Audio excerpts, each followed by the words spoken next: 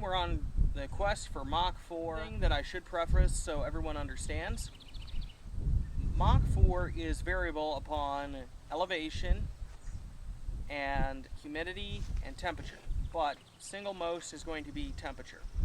We are currently at 1,400 feet and it's about 93 degrees Fahrenheit out here. So we're looking about 4,600 feet per second for Mach 4 today. We have 2 different charge weights here today and 2 different bullet types for each charge weight. Now, we still have the 17 grain 22 long rifle pellet that is out for an air rifle. We still have some of those so we can test with, and I'm going to shoot those first. Even though they're going to give us the higher velocity, I really want to get these 36 grain varmint grenades to get up to speed at Mach 6 so I can actually have a more reliable bullet design at that higher velocity. But we're going to have lower overall pressures with the lighter bullets, so we're going to start with that and work our way up to the big boys, because I'd like to not have this thing go boom again. Granted, I didn't have it go boom on this. I did something stupid, and you can check out Geeks, Gadgets, and Guns Reloading Mistakes episode to actually find out what I did for that. But we have 2 chronographs set up here today. We're going to start off with a 60 grain powder charge. Well, it's actually 60.1 grains. This is a 95% case capacity loading. It is ridiculous. It is retardedly dangerous. Do not try this at home. We're trying this so we can actually replicate Mach 4 reliably. So our goal today is roughly 4,600 feet per second or more. And we're going to do this so we can test bullet design and all that stuff in the long term. But for now, this is straight up wildcat, crazy stuff. We're going to go for the upper left-hand quadrant of the target.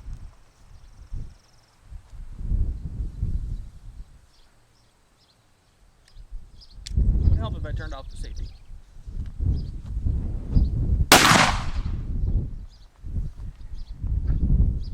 And it did not tumble. Shot error. Okay, interestingly enough, we have about 5 yards out the optical chronograph. It picked up the sabot separately from the bullet. According to this, it said the bullet was going, no, that's not right, 31,000 feet per second. And then a second one at 27 feet per second. I wish I could believe both, but no. And we had a bad crossing on the sensor. So unfortunately we have 0 reputable data on that. Bullet did hit though. And that was a heck of a muzzle flash. It actually obscured my view of the target. It was so big. There we go.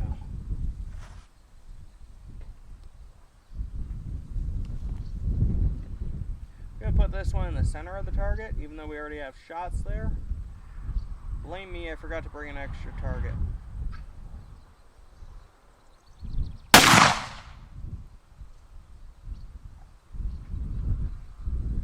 I may have put that through a hole that was already down there. And we're having issues with the chronographs still. Alright, now after we pause to fix our chronographs to hopefully start getting readings on this that aren't ridiculous, like 14,000 feet per second. I mean, I'd love to have 14,000 feet per second, but that's just not plausible. Was that 14? Okay. So, we're going to go over to the actual 36 grain 223 bullets. Hopefully we can get a better reading with those. And once we're sure we got readings again, then we'll drop back to the air rifle pellets.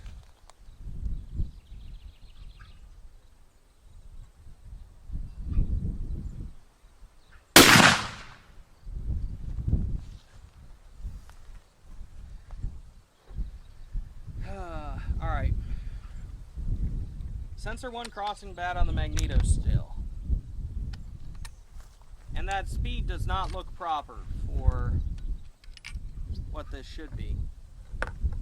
3,661 feet per second is really slow. This should be a 4,400 plus feet per second loading with a 55 grain bullet. So we're encountering some difficulties, man. We're going one more time.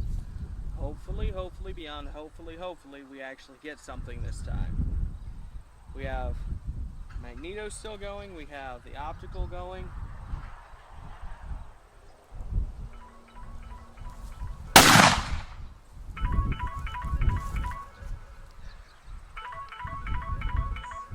Unfortunately, we have phone calls. Yay! 327. That's not right. Yeah. I'm showing 4303 on the magneto. That's better. True, but that should still be 4,400 feet per second. We must have a shorter barrel than that data I have is scheduled. Now that we have a reading on the magneto speed, we're going to go back to the air rifle pellet. Now, if this thing had a longer barrel, we'd be getting a better velocity. And actually looking through the scope, with this much, I am literally seeing orange covering the target.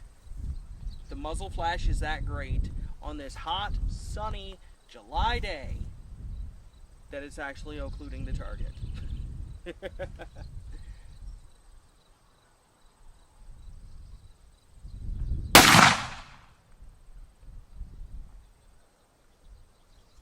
Interesting. 4385. We're actually getting lower velocity out of this than the lighter charge weight. Huh. That doesn't seem right, but that's what the data's showing right now. If we And start getting honestly, we must be picking up the sabot at 300 feet per second downrange. yeah, that has to be. Because it's very consistent every single time. It might ignore the projectile because it's going faster than it expects. Yeah.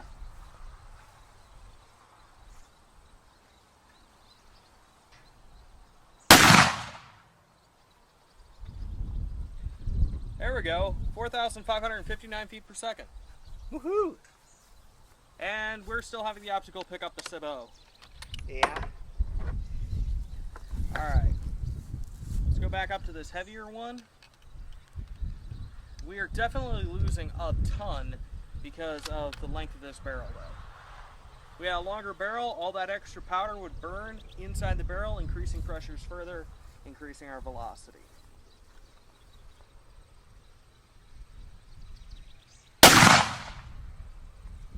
Now, I will say, accuracy is not all that great on these rounds. 4390. Now this is a heavier bullet, so 4390 does make sense, and yeah, still, optical is just all sabot all the time.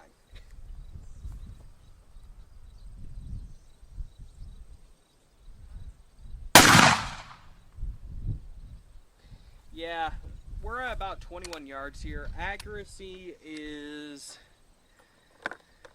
about 4 or 5 MOA, maybe more. 4262 for that loading. Now we're going up to 61 grains, not adding a ton, just a little bit. I wonder if we're at a bad node for the velocity on that lower charge. We're on something.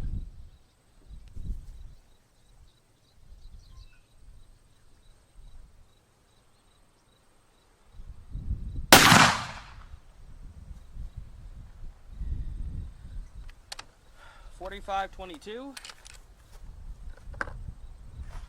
We got a 41.99 on the optical before it errored on the sabot. Well, that's going ballpark, through. but that's telling me that we're not having much retained velocity. It's dropping off real quick. Uh-huh.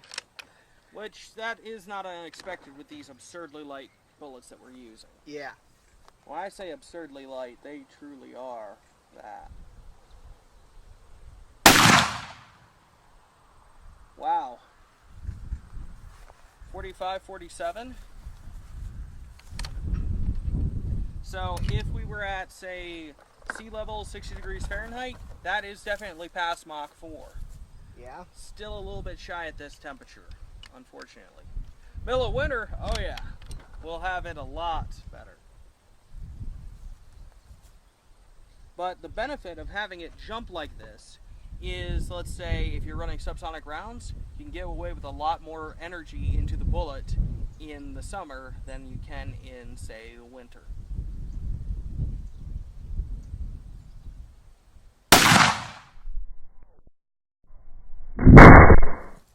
That muzzle blast is just epic.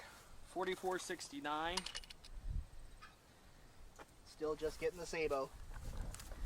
And as you're noticing, these velocities are kind of running all over the place. It seems to be based on bore seal, which is unfortunate. I was hoping to be more reliable on that.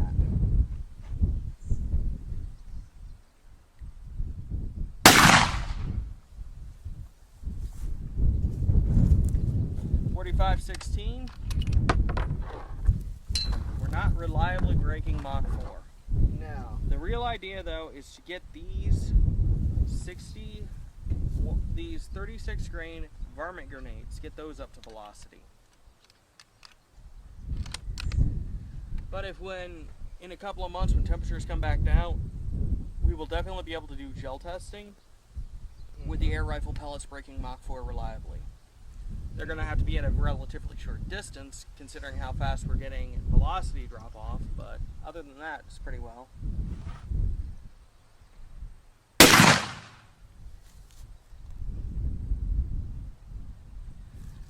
Crossing bad.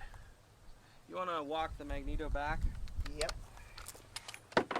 Unfortunately, the magneto speed does not have enough to keep in location, so it tends to walk forward and under recoil.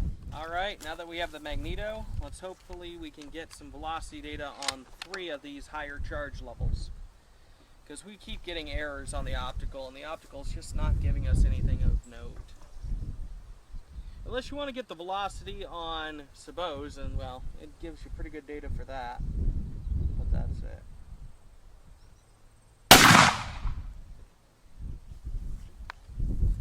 .4387. Unfortunately, I can't reliably cross Mach 4 with these, which is what we were hoping to get for today. Maybe in part 4 we can get it reliably past Mach 4, but what we're looking at here is no severe pressure signs.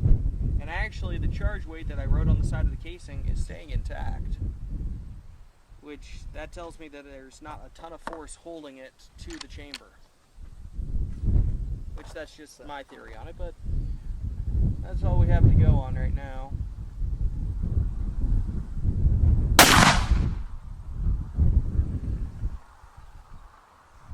.4258.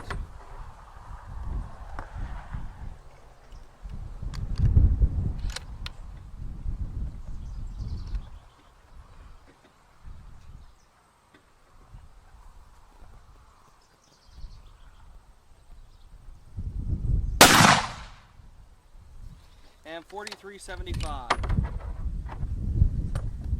So we still got to crank the charge higher if we're actually going to reliably crack Mach 4 with a heavier bullet. At least with this barrel. Yeah, with this barrel. We have so much energy escaping out the muzzle, I think we need a longer barrel. Very, very true. Granted, we can always crank up the velocity more, but just like with the 357 Magnum, you're still going to lose a lot out the end no matter how hard you crank it. Yep. Alright, thanks for watching. We'll be back with part 4.